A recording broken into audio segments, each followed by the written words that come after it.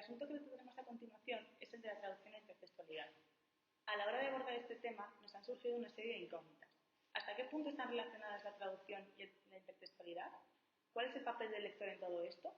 ¿Supone el mismo trabajo para el lector que para el traductor en lo que a intertextualidad se refiere? En los próximos minutos trataremos de dar respuesta a estas preguntas.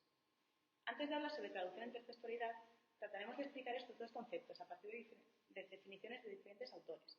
Realizaremos un recorrido a través de la historia y evolución de ambos términos, distinguiremos los diferentes tipos de traducción e intertextualidad que existen hoy en día, plantearemos la labor de intertextualidad como herramienta en el proceso de traducción y, finalmente, analizaremos el papel del lector en los textos traducidos. Como he dicho antes de hablar sobre traducción e intertextualidad, trataremos de explicar estos dos conceptos a partir de diferentes autores. Bell distingue tres sentidos en el término de traducción. Podemos referirnos al concepto abstracto en la traducción, al proceso mental o al producto de dicha operación. Si consideramos que la traducción como un proceso mental entre lenguas, hay dos tendencias entre los autores. Hay algunos que reivindican el carácter comunicativo, es decir, lo que se traduce en el sentido y no en el texto, donde destacamos a Binet y a D'Alembert y a Seleskovich. En la otra posición encontraremos a los que defienden su carácter textual, como por ejemplo Cadford y House. Este último autor, House, resalta el contexto sociocultural al nombrar la semántica y la pragmática. Pone de manifiesto que una traducción es un puente cultural, le da importancia a la recepción de la traducción y a su finalidad. Hatton y Mason plantean que la traducción es un proceso comunicativo que tiene lugar en un contexto social. Para Snell Hornby, la traducción es un acto transcultural, idea en la que inciden también Hughes y Martin, al definir la traducción como una ecuación cultural, y al traductor como un operador cultural.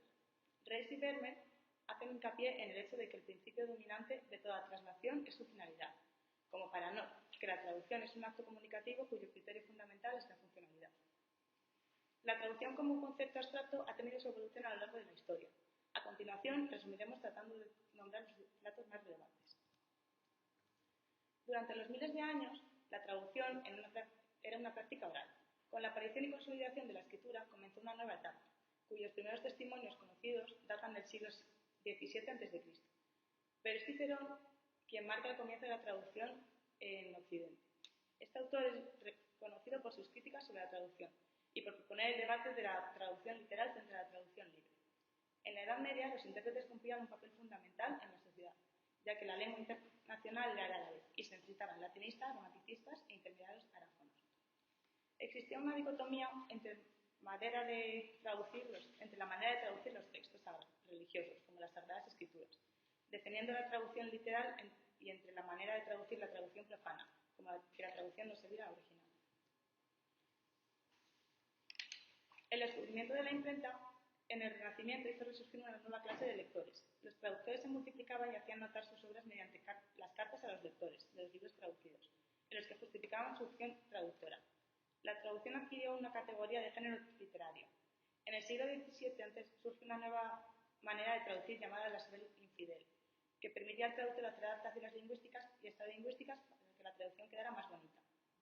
Durante el siglo XVIII creció el interés por las lenguas extranjeras debido a un incremento del intercambio intelectual, que llegaría a su culmen en el siglo XIX. Se tradujeron obras contemporáneas, es decir, se dejó de traducir las antiguas, y también las exóticas. En la primera mitad del siglo XX proliferó la interpretación consecutiva, simultánea y la traducción automática. Se publicaron libros de carácter teórico sobre la traducción y se crean diferentes escuelas de traducción. En la segunda mitad del siglo XX, los estudios sobre traducción se centraron en encontrar un sistema y una teoría moderna de la traducción. El otro concepto a introducir es la intertextualidad. La intertextualidad surgió como fenómeno contradictorio al formalismo ruso, que apoyaba la idea de que el texto era un conjunto autosuficiente. Umberto Eco defendía que era imposible no influenciarse de otros textos al escribir. El término intertextualidad lo acuñó Julia Kristeva, allá por el año 1968, tras la reinterpretación de los textos escritos de Bakhtin. Para ella, la intertextualidad es una característica universal de la literatura, a la que siempre se ha recurrido. A partir de los años 80 se comenzaron a distinguir dos corrientes científicas en torno a este ámbito, los no intertextualistas, que opinan que la intertextualidad es una característica inherente a las fuentes, y los intertextualistas, para los que sí que ofrecen nuevas posibilidades de análisis literario. La propia traducción constituye una práctica intertextual al haber dos en el diálogo, o incluso puede que antes, al iniciar el diálogo del texto original, ya hablara con otros textos anteriores de su creación. Ahora vamos a hablar de los tipos de traducción y de intertextualidad. Hay 9 tipos de intertextualidad. La intertextualidad, que relaciona un texto escrito por un autor con otros textos similares no escritos por el autor. La extratextualidad, que relaciona un texto con otros similares no escritos por el mismo autor. La interdiscursividad, que según Heinrich Fleck, relaciona semiológicamente el texto literario y otras formas de arte, tales como la pintura. La metatextualidad, que relaciona de forma crítica la relación que existen entre dos textos.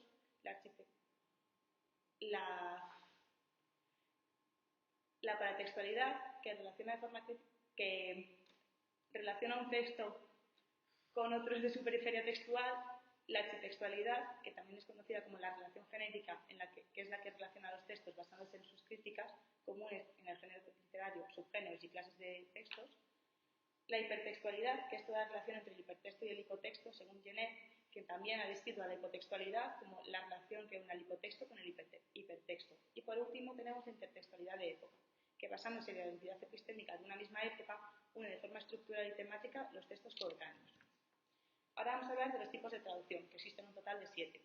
La traducción literaria, que traduce los textos literarios tanto en prosa como en cuentos, novelas y obras de teatro, así como poesía, poemas y otras obras literarias escritas en verso. La traducción audiovisual, que se divide en 3 subtipos. La subtitulación, que consiste en traducir los textos que aparecen en los subtítulos que aparecen en las películas, vídeos y documentales. El doblaje, que regraba las voces de los actores en otro idioma. Y por último, la voz en off, que superpone las voces traducidas a las originales, siendo estas un volumen más bajo. La traducción comercial se encarga de traducir todo tipo de textos publicitarios, así como adaptar mensajes publicitarios en el mercado específico. La traducción certificada, que es usada tanto en organismos públicos como privados para los trámites oficiales. La traducción musical, que está relacionada con la traducción literaria y se encarga de la traducción de óperas, vídeos musicales y canciones de letras de canciones. La traducción para organizaciones internacionales, que traduce documentos para agencias e instituciones internacionales y entidades administrativas. Y por último, la traducción especializada, que reúne traducciones de textos de referencia o consulta, los cuales por lo general manejan un lenguaje y una terminología de especialidad. Se encarga así de textos científicos, financieros, jurídicos, legales, técnicos y académicos. Ahora vamos a hablar de la intertextualidad en el proceso de la traducción. Según el planteamiento, en el proceso de traducción se presenta la necesidad de emplear textos auténticos de la cultura meta como herramienta. Basándonos en el concepto de intertextualidad, se propone una tipología de textos auxiliares que se pueden servir de guía para el análisis del texto base y la producción del texto meta. A lo largo de los años, los traductores han reflexionado sobre las estrategias a seguir en el proceso de traducción. Se presentaron 2 estrategias opuestas. La primera, reproducir todas las características formales del texto original, y la segunda, ajustar el texto a las necesidades y expectativas del público meta. Algunos optaron por elegir uno de los 2 tipos, mientras que otros decían que la decisión dependía del tipo textual o del tema que tratase. Otros seguían las normas para hacer translativas de su época, es decir, la idea general de lo que debía hacer un traductor fiel. Cuando el objetivo es trasladar una interacción comunicativa desarrollada en la cultura base a un público de otra cultura meta, la función general del texto traducido es metatextual. En estos casos es necesario que el traductor explique ciertos aspectos de esta comunicación, notas de pie de página u otros paratextos para facilitar esa comprensión. En estas traducciones, llamadas traducciones documento, los lectores de la cultura meta no participan directamente en la interacción con el emisor del texto base, sino que son una especie de observadores en la interacción ajena. Por otra parte, puede ocurrir que el objeto sea producir un instrumento comunicativo que se necesita para una operación o interacción de la cultura meta. En este caso, los receptores de la cultura meta no suelen ser conscientes de que están leyendo una traducción, por lo que puede ser aceptable y funcionar como cualquier otro texto base. Esto es una traducción instrumento, pensada para lograr el mismo efecto o similar en el texto original. Es decir, el traductor tiene que decidirse por una u otra estrategia. Tiene que conocer las condiciones de traducción vigentes en la cultura meta para cualquiera de los 2 tipos. Los traductores que viven de la cultura meta habrán adquirido una capacidad de anticipar el efecto que puede tener el texto meta sobre sus receptores, por experiencia. Pero el resto de traductores no disponen de esta experiencia y tienen que estudiar las normas y convenciones de sentido de la cultura. Saltando la valla en el proceso de traducción, los traductores emplean una de las siguientes dos estrategias de trabajo. Empezar por una primera traducción esbozo y después mejorarla hasta que el resultado corresponda con el grado de perfección requerido. Este procedimiento suele ser el más seguro, pero tiene la desventaja de que incluso después de 2 o 3 pasos de mejora, la valla cultural permanece y es difícil saltar una valla cuando se está demasiado cerca. Si permanece en este lado de la valla, la traducción seguirá siendo un texto propio de la cultura base, aunque ajena a la cultura meta. La otra que se puede caracterizar como un salto por encima de la valla cultural a la cultura meta, desde donde se realizan los movimientos atrás para volver atrás a acercarse en un texto base. La desventaja aquí puede ser que algunos de los detalles del texto de origen se pierdan en el salto. Conviene después de acercarse a la cultura meta mirar hacia atrás para recuperar los elementos que faltan para producir una traducción adecuada. La intertextualidad como concepto en la producción del texto meta se puede observar desde varios tipos de relación intercultural entre los textos. Hay 3 tipos de relaciones. Las relaciones genéricas que existen entre todos los textos pertenecientes a un género de referencia, de los que forman parte de otro género, las relaciones temporales entre todos los textos producidos en un momento determinado a diferencia de los producidos antes o después, y las relaciones de registro entre todos los textos que representan un registro estilístico y determinado. El modelo propuesto en el gráfico 1 puede completarse como se observa en el segundo gráfico. Sea cual sea el propósito comunicativo, un texto traducido entrará en el repertorio de la cultura meta, llegando a formar parte del sistema intertextual correspondiente. Al mirar el gráfico 2, nos damos cuenta de que 2 textos, origen y meta, forman parte de un sistema de relaciones intertextuales. Esto significa que se puede pronosticar el impacto que el texto meta tendrá en la nueva cultura. Para adquirir una competencia cultural constructiva, vamos a explicar primero qué es lo que significa. La competencia textual comparativa es la capacidad de contrastar los rasgos culturales de las convenciones textuales o comunicativas en 2 culturas. Para llevar a cabo esto debemos seguir diferentes parámetros generales porque se puedan tener distintas formas en las 2 culturas. Es importante destacar que la competencia textual comparativa no se puede basar en la lingüística o gramática contrastiva, que compara dos sistemas de 2 lenguas, sino que se puede observar lo que pasa en la comunicación real, empleando como parámetros de comparación la forma, frecuencia y distribución de estos actos comunicativos, y poniendo énfasis en las preferencias culturales con respecto a ciertas formas de expresión.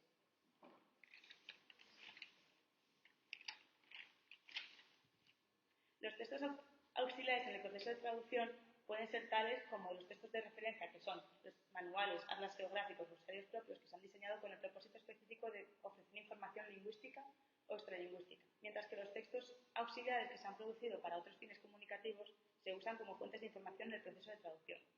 Los textos auxiliares incluyen traducciones previas, textos informativos y textos paralelos. Los textos paralelos son aquellos que se definen como auténticos, no traducidos, elegidos entre los textos del repertorio textual de la cultura meta, porque representan el género al que debe ajustarse el texto meta. Las traducciones previas como fuente de información translativa son aquellas que surgen hoy en día y se han resuelto de una manera u otra antes. Analizar traducciones previas y usar memorias de traducción que ofrecen traducciones de segmentos textuales son útiles en las tareas repetitivas y son posibles soluciones. Por ejemplo, traducir refranes puede ser una tarea complicada si la lengua meta no tiene un equivalente. Como esto ocurre, podemos lograr la función fáctica mediante un procedimiento textual, como por ejemplo dirigirlos directamente a los destinatarios. Los textos enciclopédicos como fuente de información pragmática se usan de tal forma que la información pragmática incluye, por ejemplo, el conocimiento fático del tema, el bagaje general y cultural y las presuposiciones acerca del desarrollo más reciente del objeto de referencia. Otro aspecto pragmático que puede causar dificultades son los conocimientos sobre la cultura base, que pueden superponerse en los destinatarios de la cultura meta. Para resolverlo, podemos ayudarnos de textos de autores de la cultura meta y destinados a los lectores de la misma cultura, analizando las referencias culturales explicadas, los procedimientos usados para integrar explicaciones en el texto sin que dificulten la lectura.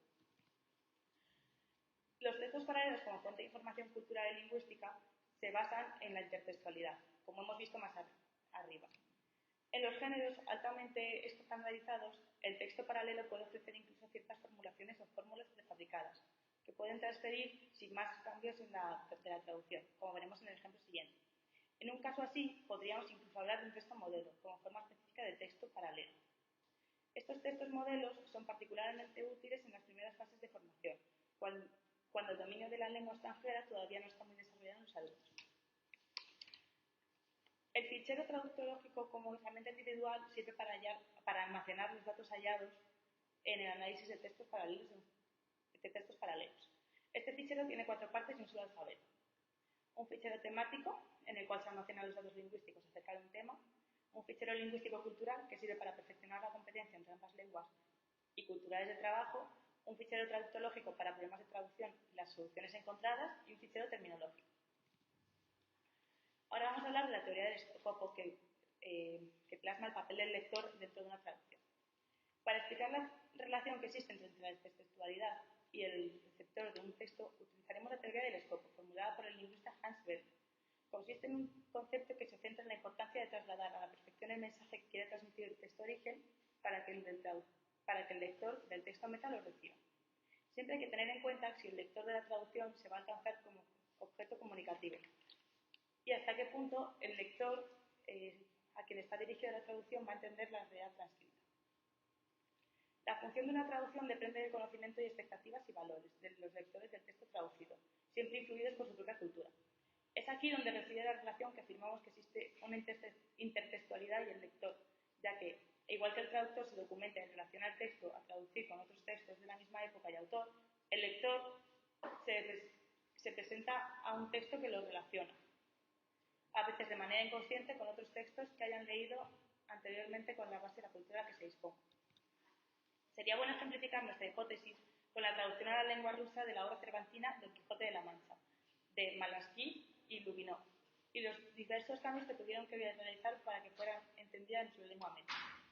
En primer lugar, sobre todo en la traducción de textos literarios, nos encontramos con el problema de los culturemas, elementos presentes en el texto origen, que existen en la comunidad, que emplea la lengua de partida, pero sin equivalente exacto en la comunidad de la lengua de llegada, y cuya traducción hace literal hace imposible la comprensión.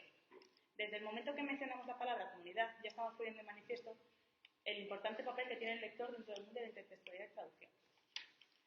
El Centro de Estudios Cervantinos publicó un libro en 2011 titulado Don Quijote entre las Nieves, la transición al ruso de culturemas españoles. En las traducciones de Malaspina y Lubinov, en las que se desarrollan las diversas variaciones de vocabulario que se tuvieron que realizar durante la traducción de la obra maestra de Cervantes para posibilitar el entendimiento de la lengua de llegada. Algunas de estas variaciones léxicas son, como por ejemplo, las de animales y topónimos, que en las lenguas poseen un rico vocabulario para describir la realidad y cada idioma se adapta a las condiciones en las que habita el pueblo que lo habla. También encontraremos ropaje, costumbres y creencias, en este caso referidas a las realidades españolas en los siglos XVI y XVII, así como frases hechas y juegos de palabras. Por todo esto se evidencia que el lector tiene un papel importante del mundo de la traducción y que, por tanto, así influye en la intertextualidad. Por último, para concluir, vamos a dar respuesta a las preguntas planteadas al inicio. La traducción e intertextualidad son dos fenómenos que van íntimamente ligados, es decir, no podemos imaginarnos uno sin el otro. El fin de la traducción es hacer llegar una determinada información a un público de una cultura diferente y por ello el papel del lector es fundamental. Así, por ende, hay que tener en cuenta desde el principio la recepción del texto. En cuanto al trabajo que deben desempeñar tanto el traductor como el lector, no existe una división nada clara. Como hemos visto, el traductor debe tener muy en cuenta la cultura a la que se está refiriendo y los conocimientos que el lector pueda tener. Así como, por otra parte, el lector que se encuentra leyendo un texto de una cultura base diferente tiene que ser consciente de que seguramente encuentre ciertos rasgos completamente distintos. Así que, para terminar, a raíz de esto nos ha surgido una pregunta que nos gustaría dejar en el aire para que pudiésemos reflexionar todos sobre ella. ¿Es posible, al fin y al cabo, una traducción perfecta?